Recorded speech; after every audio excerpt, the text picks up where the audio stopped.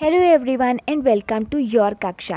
आज हम करेंगे क्लास 6 इंग्लिश का chapter 5 a different kind of school, एक अलग तरीके का स्कूल। Before you read, do you know these words? क्या आप इन वर्ड्स को जानते हैं? If you don't, find out their meanings. और अगर आप नहीं जानते हैं तो इनके मीनिंग्स फाइंड आउट करते हैं। First, bandage, then crutches, then cripple, honour, misfortune and system. तो अब इनके हम मीनिंग समझते हैं। So the first word is bandage. Bandage, as you know, जैसे कि कहीं पे हमको इंजरी होती है तब हम बैंडेज का यूज़ करते हैं। तो इस चैप्टर के अकॉर्डिंगली बैंडेज क्या है? एक क्लॉथ को बोला गया है जिसको आइज़ के अराउंड में बांधा है ताकि वो इंसान ब्लाइंड फोल्ड हो जाए और उसको चीज़ें इधर से उधर ना दिखे। तो इस चैप्टर के अकॉर्डिंग बैंडेज का मीनिंग ये है। Second is creche. क्रच या फिर क्रचेस का हो लो, इसका मीनिंग होता है बैसाखियाँ। बैसाखियाँ जो अगर इंसान को इंजरी होती है या अगर वो चल नहीं पाता तो वो यूज़ करते हैं क्रचेस का। ये बैसाखियाँ हैं, तो these are known as crutches. Next is cripple. Cripple का मीनिंग होता है अगर हम किसी को नॉर्मली वॉक ना करने दें तो that is cripple. Next word is the honour. Honour के ऐसे बहुत सारे मतलब और भी मीनिंग है, बस इस चैप्टर के अकॉर्डिंग अगर आपके पास ये नॉलेज है इस कि क्या मॉरली राइट है और क्या मॉरली राइट नहीं है, मतलब मॉरली राइट क्या है, इस चीज़ की नॉलेज है तो इसी क्वालिटी को आपकी ऑनर कहेंगे। मिसफॉर्च्यून। मिसफॉर्च्यून का मतलब होता है दुर्भाग्य, दुर्भाग्य या फिर बैड लक, तो दिस इज मिसफॉर्च्यून। सिस्टम।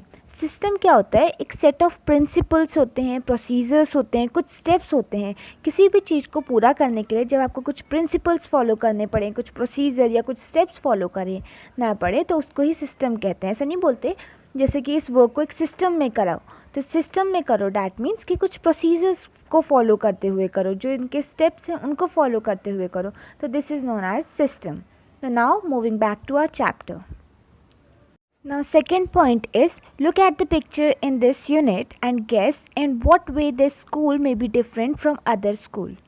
तो आपको इस चैप्टर में कुछ पिक्चर्स दी गई हैं, तो इनको आपको देखना है और आपको गेस करना है कि किस तरीके से ये स्कूल और स्कूलों से अलग होगा, क्योंकि इस चैप्टर का नाम है अ different kind of school, means एक अलग तरीके का स्कूल। तो इन पिक्चर से आप क्या समझते हैं कि ये स्कूल और स्कूलों से कैसे अलग हो सकता है, ये आपको खुद फाइंड आउट करके देखना है। अब हम चैप्टर को स्टार्ट करते हैं। I had heard a great deal about Miss Beam's school, but not till last week did the chance come to visit it. मैंने बहुत सारी बातें मिसेस बीम के स्कूल के बारे में सुनी, पर लास्ट वीक तक मेरे को चांस ही नहीं मिल पाया कि मैं वहाँ उस स्कूल को देख सकूं। When I arrived, there was no one inside but a girl of about 12. जब मैं स्कूल पहुँचा तो वहाँ पे कोई भी मेरे को नहीं दिखा, लेकिन एक लड़की दिखी जो कि 12 साल की थी। Her eyes were covered with a bandage and she was being led carefully between the flower beds by a little boy. उसकी आंखों पे बैंडेज बंधी हुई थी और वो फ्लावर बेड्स जो फूलों की क्यारियाँ थी उसके उधर पे एक छोटा लड़का उसको लीड कर रहा था, उसको गाइड कर रहा था। Who was about 4 years younger, जो कि कम से कम उससे 4 साल तो छोटा होगा।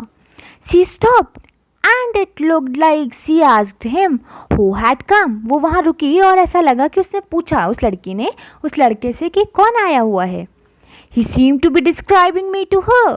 और ऐसा लगा कि वो लड़का उसको मेरे बारे में डिस्क्राइब कर रहा है, सब बता रहा है। डिस्क्रिप्शन मतलब पूरा बताना उसको अच्छे से। Then they passed on. उसके बाद वो लोग चले गए। Miss beam was all that I had expected. और जो मिस बीम थी जैसा मैंने उनको एक्सपेक्ट किया था बिल्कुल वो वैसी ही थी। Middle aged, full of authority yet kind and understanding. Middle age की थी, अराउंड 30s में कहीं होंगी, 30-40 में, और फुल ऑफ अथॉरिटीज़ मतलब थोड़ी सी रूल्स वाली थी, रूल्स एंड रेगुलेशन वाली लेडी, लेकिन उसके बाद भी काइंडली थी और अंडरस्टैंडिंग थी, मतलब दयालु थी, उस बातों को समझने वाली थी। Her hair was beginning to turn grey, और उनके बाल अब सफ़ेद होना स्टार्ट हो चुके थे। And she had a kind of plump figure that is likely to be comforting to a homesick child. और उनका जो फिगर था वो प्लम्प फिगर था। प्लम्प मीन्स राउंड फिगर, मतलब हाइट में छोटा और थोड़ा मोटा। मतलब फैट थी और थोड़ी छोटी छोटी थी हाइट में। तो प्लम्प फिगर था, राउंडेड फिगर था, जो जिन बच्चों को होम की बहुत याद आती है, घर की याद आती है, उनके लिए बहुत कंफर्टिंग था, वो बहुत आराम देने, मतलब उनको देख के बहुत अच्छा लगता था उन बच्चों को। I asked her some question about her teaching methods. मैंने मिस बीम से उनके टीचिंग मेथड्स के बारे में कुछ क्वेश्चन पूछे, विच आई हैड हर्ड वो सिंपल, जो मैंने सुना था कि वो बहुत सिंपल होते हैं। No more than is needed to help them to learn how to do things. तो मिसेस बीम ने कहा कि उनको जितना चीज़ की हेल्प चाहिए होती है सिर्फ हम उतनी ही हेल्प प्रोवाइड करते हैं, उससे ज़्यादा उनको हेल्प नहीं करते कुछ भी चीज़ सीखने में। Simple spelling, addition, subtraction, multiplication and writing. तो सिंपल स्पेलिंग्स होती हैं, एडिशन होते हैं, एडिशन मतलब जोड़ना, सब्सट्रैक्शन घटाना, मल्टीप्लिकेशन गुणा करना और राइटिंग मतलब लिखाना। The rest is done by reading to them. और जो बाकी का काम होता है वो तो या तो हम उनको पढ़ा के करते हैं या फिर बाय इंटरेस्टिंग टॉक, या फिर दिलचस्प बातें करके। During which they have to sit still and keep their hands quiet. और उस टाइम उनको बिल्कुल स्टिल बैठना होता है, बिल्कुल बिना हिले बैठना होता है, उनको अपने हाथों को भी ज़्यादा मूव नहीं करना होता है। There are practically no other lessons. और उसके अलावा कोई लेसन्स नहीं होते। The real aim of this school is not so much to teach, though as to teach thoughtfulness. इस स्कूल का मेन ये मोटिव नहीं है कि इनको बहुत सारा हम सिखा दें, मेन मोटिव ये है कि उनको चिंतन करना हम सिखाएं। काइंडनेस टू अदर, दूसरों की तरफ वो काइंड हो, एंड बीइंग रिस्पॉन्सिबल सिटीजन, और इस देश के रिस्पॉन्सिबल सिटीजन बने। Look out of the window a minute will you. Mrs Beam ने कहा, एक मिनट विंडो से बाहर देखो, क्या तुम देखोगे बाहर? I went to the window which overlooked a large garden and a playground at the back. जब मैंने विंडो से बाहर देखा तो मेरे को एक बड़ा सा प्ले ग्राउंड दिखा और बड़ा सा गार्डन दिखा और जिसके पीछे प्ले ग्राउंड था। What do you see? Mrs beam asked. Mrs Beam ने पूछा, तुमने बाहर क्या देखा विंडो से? आई सी सम वेरी ब्यूटिफुल ग्राउंड्स। मैंने बहुत सुंदर ब्यूटिफुल ग्राउंड्स देखे बाहर। आई सेड, मैंने कहा, and a lot of jolly childrens, और बहुत सारे happy children. Jolly means happy, बहुत सारे खुश बच्चे देखा मैंने। It pains me though to see that there are not all so healthy and active looking. Pains में मतलब मेरे को लेकिन ये देख के दुख हुआ कि सब बच्चे बहुत हेल्दी नहीं हैं और सब एक्टिव नहीं है हर बच्चों की तरह, मतलब कुछ बच्चे ऐसे हैं जो अनहेल्दी भी हैं वहाँ। When I came in, I saw one poor little girl being led about. और जब मैं यहाँ आया था ना इस स्कूल में, तो मैंने एक पुअर गर्ल मतलब एक बेचारी लड़की को देखा। यहाँ पुअर का मतलब गरीब से नहीं, बेचारी से है। एक बेचारी लड़की को देखा जिसको कोई लीड कर रहा था, जिसको कोई गाइड कर रहा था। She has some trouble with her eyes, शायद उसकी आंखों में कुछ प्रॉब्लम थी। Now I can see two more with the same difficulties, और अब मैं दो और लोगों को देख पा रहा हूँ जिनको यही सेम डिफ़िकल्टी है, मतलब आंखों में उनके भी कुछ प्रॉब्लम है। And there is a girl with a crutch watching the others at play, और वहाँ एक लड़की है जिसके पास क्रच है, मीन्स बैसाखियाँ हैं, और वो दूसरों को खेलते हुए देख रही है। She seems to be a hopeless cripple, और वो बहुत होपलेस दिख रही है, बहुत ही सैड दिख रही है। होपलेस मीन्स जिसके पास अब होप, आशा नहीं बची है।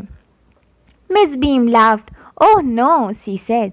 उसने मिसेस बीम हंस पड़ी ये सुन के, और ने बोला, अरे नहीं, सी इज़ नॉट रियली लेम, वो रियल में लेम नहीं है। लेम मीन जो चल नहीं सकता, ऐसी नहीं है वो। There is only her lame day, ये बस उसका ऐसा दिन है जहाँ पे उसको एक्ट करना है कि वो चल नहीं सकती है। The others are not blind either, और जो आपने और लोगों को देखा जो आपको जिनको लग रहा है जिनकी आंखों में प्रॉब्लम है, वो रियल में ब्लाइंड नहीं है। It is only their blind day, बस उनका आज ब्लाइंड डे है जहाँ पे उनको एक्ट करना होता है, एक्टिंग करनी होती है कि वो ब्लाइंड है। I must have looked very surprised, for she laughed again, और फिर मैं बहुत सरप्राइज लगा उनको, मतलब ये बातें सुन के मैं बहुत सरप्राइज हो गया, और मिसेस बीम फिर से हंस गई। This is a very important part of our system, Mrs Beam ने कहा, यह हमारे सिस्टम का बहुत इंपॉर्टेंट पार्ट है। To make our children appreciate and understand misfortune, ताकि हमारे बच्चे जो हैं ये अप्रिसिएट कर सके, जो उनको मिला है उस चीज़ को के लिए थैंकफुल रहें, और मिसफॉर्च्यून मतलब बैड लक क्या होता है उसको समझ सकें। We make them share in misfortune too, और हम उनके मिसफॉर्च्यून को वो शेयर कर सके, मतलब उन्हें समझ सके वो मिसफॉर्च्यून क्या है. Each term every child has one blind day, one lame day, one deaf day, one injured day and one dumb day. और हर टर्म में एक बच्चे के पास एक ब्लाइंड डे होता है जिस दिन उनको ब्लाइंड की तरह एक्ट, अंधे की तरह एक्ट करना है. वन लेम डे, लेम मतलब जब चल नहीं पाते, लंगड़ा, उसकी तरह एक्ट करना है. डेफ जो सुन नहीं सकते उनकी तरह. वन इंजर्ड मतलब घायल की तरह. और डम मीन्स जो बोल नहीं सकता उनकी तरह एक्ट करना होता है. During the blind day, their eyes are bandaged absolutely and they are on their honor not to peep. और जिस दिन उनका ब्लाइंड डे होता है उस दिन उनकी आंखों को बैंडेज कर दिया जाता है, बैंडेज से बांध दिया जाता है, और उनका ये उनकी मॉरल रिस्पॉन्सिबिलिटी होती है कि उनको पीप नहीं करना. पीप मीन्स झांकना नहीं होता है. The bandage is put on overnight so they wake blind. और जो बैंडेज होती है रात को ही उनकी आंखों में बांध देते हैं ताकि वो जब सुबह उठें तो वो एक ब्लाइंड की तरह उठें, एक अंधे की तरह. This means that they need help with everything. इसका मतलब ये होगा कि उनको हर काम के लिए किसी की हेल्प की ज़रूरत होगी. Other childrens are given the duty of helping them. और दूसरे बच्चों को उनको ड्यूटी दी जाती है कि तुम उनकी हेल्प करोगे. एंड लीडिंग देम अबाउट, और उनको गाइड करोगे. They all learn so much this way, both the blind and the helpers. और इस तरीके से दोनों ही बहुत ज़्यादा सीखते हैं. जो ब्लाइंड बना है वो भी, और जो उसको हेल्प कर रहा है, जो गाइड कर रहा है, वो भी बहुत कुछ सीखता है. There is no misery about it. और कुछ डिफ़िकल्टी भी नहीं है इसमें. Miss beam continue. Miss beam ने बोला, Everyone is very kind. सभी यहाँ बहुत दयालु हैं. And it is really something of a game. और ये इनके गेम का पार्ट है. Before the day is over, जब डे ख़त्म होता है, though even the most thoughtless child realise what misfortune is. और जो सबसे ज़्यादा केयरलेस चाइल्ड है, जिसको कोई फिक्र नहीं किसी चीज़ की, वो तक जान जाता है कि मिसफॉर्च्यून, बैड लक क्या होता है. The blind day is of course really the worst, but some of the children tell me that the dumb day is the most difficult. Although blind day सबसे ज़्यादा बेकार होता है, लेकिन कुछ बच्चे मेरे को बोलते हैं कि जो डम डे होता है, जहाँ जिस दिन उनको बोलना नहीं होता, वो दिन तो और भी ज़्यादा डिफ़िकल्ट होता है. We can not bandage the children's mouths, so they really have to exercise their will power. देखो, ब्लाइंड डे के दिन तो हम आँखों में पट्टी बांध सकते हैं, लेकिन डम डे के दिन हम उनके मुंह पे पट्टी तो नहीं बांध सकते. तो सब उनके विल पावर की बात होती है कि उनको चुप रहना होता है हर सिचुएशन में. Come into the garden and see for yourself how the children feels about it. चलो गार्डन में चलो, खुद ही देख लो बच्चे कैसा फील करते हैं इस सब के बारे में. Miss beam led me to one of the banded girls. तो मिसेस बीम ने मेरे को एक बैंडेड गर्ल्स, जो एक जिस लड़की की आंख में पट्टी बंधी थी, उसके पास मेरे को लेके गई. Here is a gentleman come to talk to you. और उस लड़की को बोला कि ये एक जेंटलमैन आए हुए हैं आपसे बात करने के लिए. Said Mrs beam. Mrs Beam ने बोला एंड लेफ्ट अस, और उसके बाद हमको छोड़ के चली गई. Don't you ever peep, I ask the girl. मैंने उस लड़की से पूछा, क्या तुम कभी झांकते नहीं हो? Oh no, she exclaim. उसने बोला, नहीं. दैट वुड बी चीटिंग, वो तो चीटिंग होगी ना. But I had no idea it was so awful to be blind. लेकिन मेरे को कभी ये आइडिया ही नहीं था कि अंधा होना इतना ज़्यादा बेकार होता है. ऑफुल मीन्स बैड, इतना ज़्यादा बेकार होता है. You can't see a thing, तुम कुछ भी चीज़ नहीं देख सकते. You feel you are going to be hit by something every moment. और हर पल तुमको यही लगता है कि तुम किसी ना किसी चीज़ से चोट खा जाओगे. It's such a relief just to sit down. और तभी तुमको शांति मिलती है जब तुम चुपचाप बैठ जाओगे. Are your helpers kind to you? I asked. मैंने पूछा, क्या तुम्हारे हेल्पर्स तुम्हारे काइंड है तुम्हारे लिए? Fairlie, but they are not as careful as I shall be when it is my turn. हाँ, काइंड तो हैं, लेकिन वो इतने भी केयरफुल नहीं हैं जितने मैं होंगी जब मेरी टर्न आएगी हेल्पर बनने की. Those that have been blind already are the best helpers. और जो पहले ही ब्लाइंड का रोल प्ले कर चुके हैं वो सबसे ज़्यादा अच्छे हेल्पर्स होते हैं, क्योंकि अब उनको पता चल चुका है ना कि ब्लाइंड होने में कैसा लगता है. तो वो जैसा उनको फील होता है उस टाइम फिर उन्हें पता रहता है कि कैसी फीलिंग रहती है, तो वो ज़्यादा हेल्पफुल रहते हैं.